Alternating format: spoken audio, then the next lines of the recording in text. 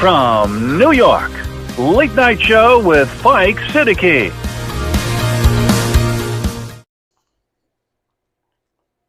بسم اللہ الرحمن الرحیم. اللہم صلی علی محمد وعلی آل محمد. ویلکم ٹو دی شو. صاحبوں، روزانہ کی بنیاد پر ایوریج اگر آپ نکالیں تو 3 سپاہی شہید ہو رہے ہیں.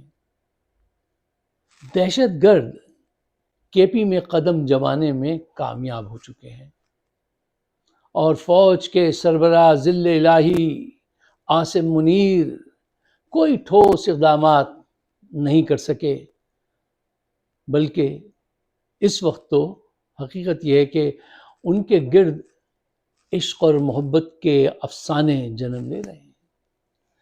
مریم نواز کے ساتھ ان کی قربت کے قصے سننے کے بعد اب یہ تصویریں بولنے چنگھاڑنے لگی ہیں اور اس پہ تبصرے ہو رہے ہیں.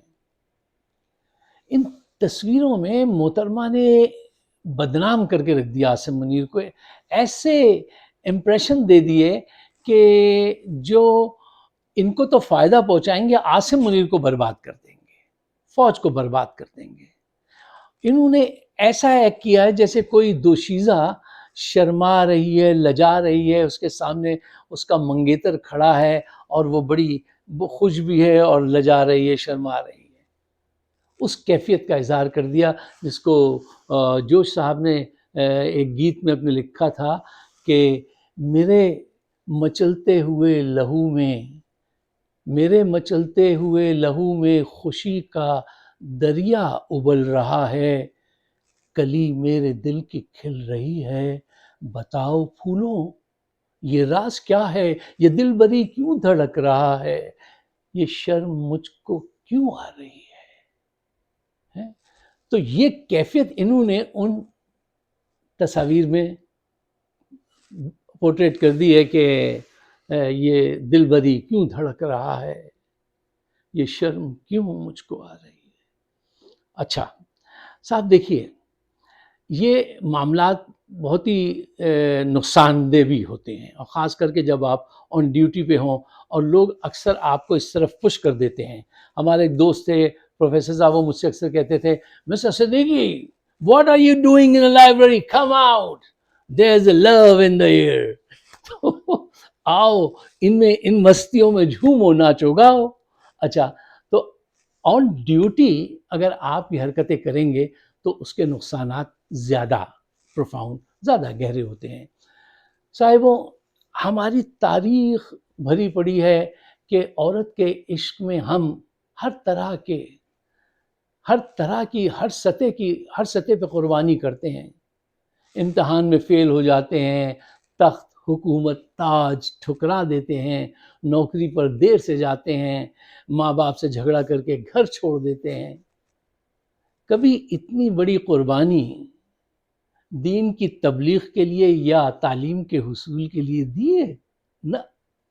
جب بھی دی قربانی کسی خاتون کے عشق میں دی، حتیٰ کہ تاج محل بنوا دیا جو آج تک جس کو لوگ کہتے ہیں صاحب یہ محبت کی نشانی ہے.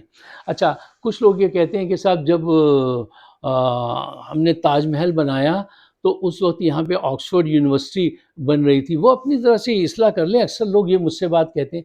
دیکھیے، وہ بہت ڈفرینٹ زمانہ ہے. یہ ان کا کھیل جو ہے، یہ سلیم انارکلی والا وہ کب کا ہے؟ ان کا یہ بادشاہت ان کی کب کی ہے؟ یہ 1600 کی ہے نا، غالباً 1600 ہی ہے میرے خیال میں. ٹھیک. اچھا، اور آکسفورڈ جو ہے وہ تو بن گئی تھی 12 سینچری میں. تو کہاں 16، کہاں 10 میں، یا 10، 12، 11 میں آکسفورڈ بن گئی تھی.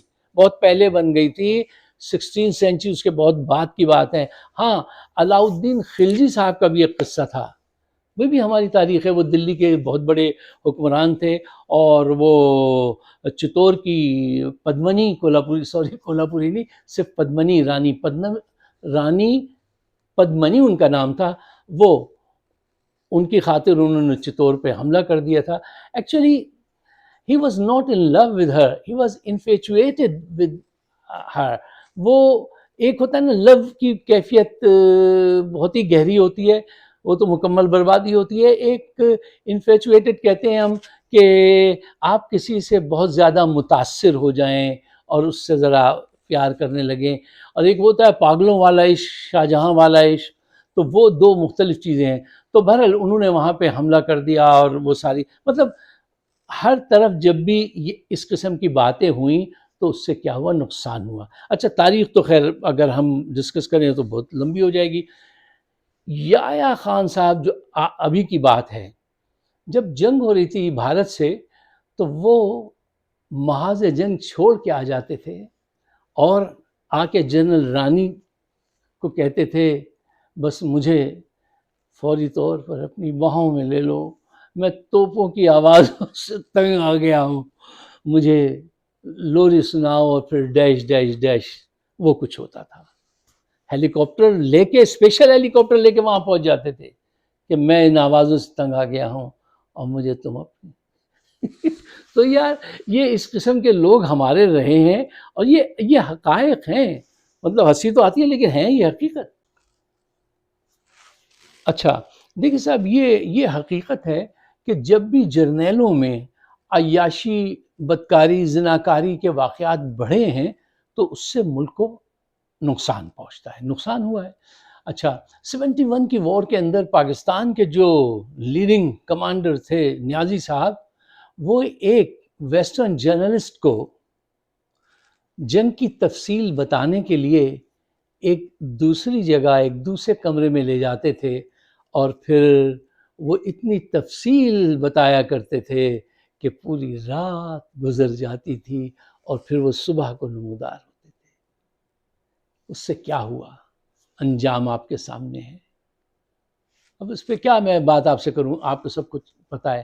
دیکھیے وقت گزرنے کے ساتھ فوج کے اندر، پاکستان کی فوج کے اندر ایسے جرنیلوں کی تعداد بڑھی ہے یا کم ہوئی ہے، یہ بات تو ہم کسی دن عادل راجہ سے پوچھیں گے کیونکہ ان کے پاس مستند خبریں ہوتی ہیں، وہ بتا سکتے ہیں، میرے پاس اس کا ڈیٹا نہیں ہے. اچھا اگر ایک پہلو اس پہ ذرا غور کیجئے گا، اگر ہمیں یحییٰ خان، نیازی اور دوسروں کے متعلق یہ تمام معلومات اس وقت ہوتی تو آپ اس کو یقیناً ان کو شرمندہ کرتے، روکنے کی کوشش کرتے، کچھ شاید بہتری ہو جاتی. لیکن آپ کو یہ سب باتیں جنگ کے بعد پتہ چلی.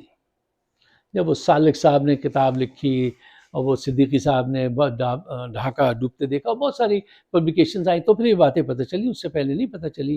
وہ کمیونیکیشن کا دور نہیں تھا، بڑا لمیٹڈ ہمارے ریسورسز تھے.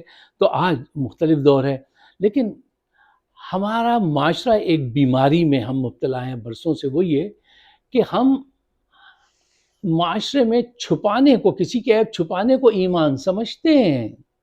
آپ نے بہت ایماندار ہونے کا ثبوت دیا کہ ان کے عیب کو چھپا لیا. ان کے عیب کی اصلاح پہ وقت خرچ نہیں کرتے، اور جو آپ کی اصلاح کرنا چاہے اس کو لوگ دشمن سمجھتے ہیں. اگر آپ میری برائی کو، میرے غلط کام کو چھپائیں تو آپ میرے دوست ہیں. اگر آپ مجھے بتا کے میری اصلاح کرنا چاہیں تو پھر آپ میرے دشمن ہیں. ہم کب تک اس کمزور دماغ کے ساتھ آگے بڑھیں گے؟ کب گرو ہوں گے؟ ہم اگنورنس کو بلیسنگ سمجھتے ہیں، بے خبری کو ہم امن سمجھتے ہیں. بہت اچھی بات ہے. یہ کہتے ہیں ہمیں پتہ ہی نہیں، ہمیں مت بتاؤ. گھروں تک میں یہ بات دیکھتا ہوں، اگر کسی کی کوئی مشکل ہو تو کہتے ہیں بھئی ہمیں مت بتاؤ ان کا مسئلہ. اچھا یہ ریلیشن شپ رہ گیا ہے. گندگی پر کارپٹ بچھا کر ہر چیز صاف ہونے کا دعویٰ کرتے ہیں، اور وہ جو میں نے آپ سے کہا کہ اگر آپ غلطی کو کسی کی پوائنٹ آؤٹ کریں تو وہ آپ کو غدار سمجھنے لگتا ہے، آپ وفادار نہیں ہیں. اچھا ہمارے دور میں تو صاحب یہ عشق و محبت بہت احتیاط اور خوف کے سائے میں پروان چڑھتا تھا، بہت ہی خوف اور احتیاط کے ساتھ. آج صورتحال یہ ہے کہ یہ محلوں سے نکل کے چولستان صحراؤں تک پہنچ چکا ہے اور کھلے عام ہو رہا ہے، اور پھر اس پہ جو ہے اپنی قوت کا بھی اظہار کیا جا رہا ہے، ڈٹائی کا بھی اظہار کیا جا رہا ہے.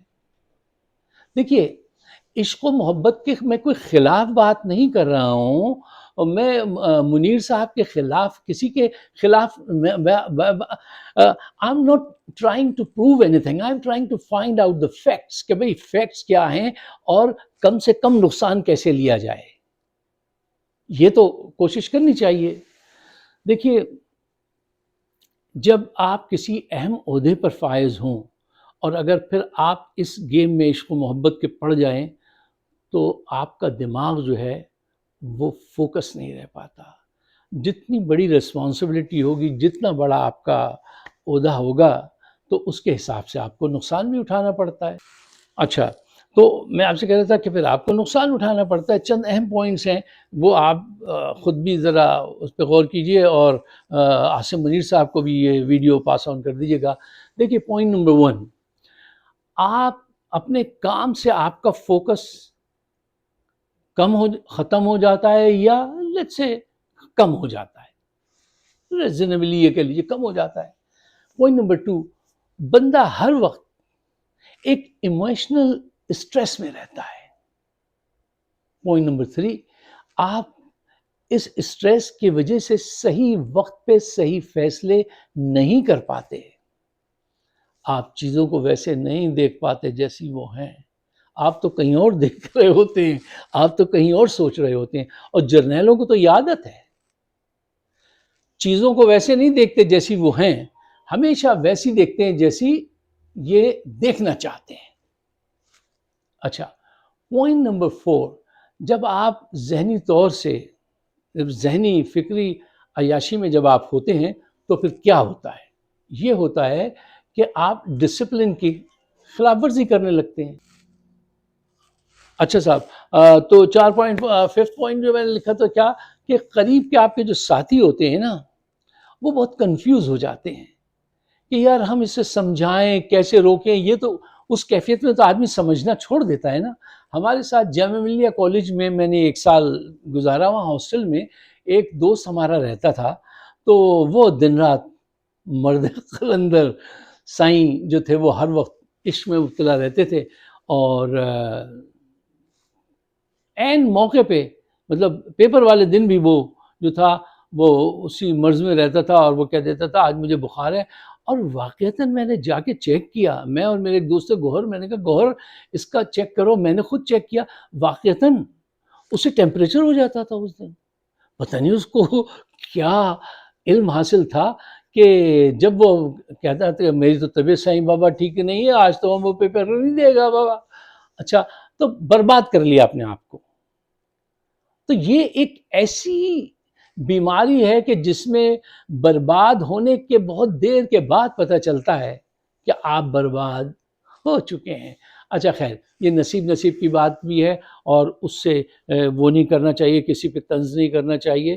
جب آدمی اس میں جاتا ہے تو پھنس جاتا ہے.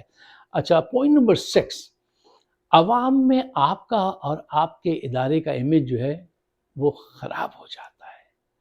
آپ دیکھیے اب آپ کے فوج کا معیار کیا رہ گیا ہے، کیا کتنے لوگ آپ کو کس نگاہ سے دیکھ رہے ہیں.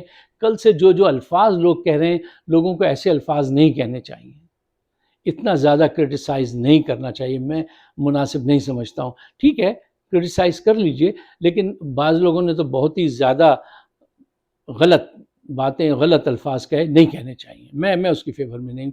ہاں آپ جانتے ہیں میں آپ کو نقصانات ہی تو گنا رہا ہوں کہ اس کے نقصانات کیا ہوتے ہیں. اچھا اب فوج کی جو پرفارمنس ہے وہ کیا رہ گئی ہے، ایک پوسٹنگ تھی وہ بہت زبردست تھی، وہ میں آپ کے ساتھ شیئر کرنا چاہتا ہوں. تو اس میں انہوں نے اس عنوان سے لکھا تھا کہ اب ہماری فوج کی کارکردگی کیا رہ گئی ہے. ایک جوان کو اپنی محبوبہ سے ملنے گاؤں جانا تھا، تو وہ کرنل صاحب کے پاس آیا اور اس نے آ کے کہا کہ مجھے چھٹی چاہیے، گھر جانا ہے. تو کرنل صاحب نے کہا اچھا چھٹی چاہیے، جاؤ پہلے دشمن کا ٹینک پکڑ کے لاؤ. تو وہ چلا گیا. 2 گھنٹے کے بعد وہ واپس آ گیا، اس نے سلوٹ کیا اور کہا سر جی ٹینک آ گیا ہے. تو کرنل بڑے حیران ہوئے، کہیں گے 2 گھنٹے میں اس نے ٹینک چھین لیا، ٹینک لے آیا.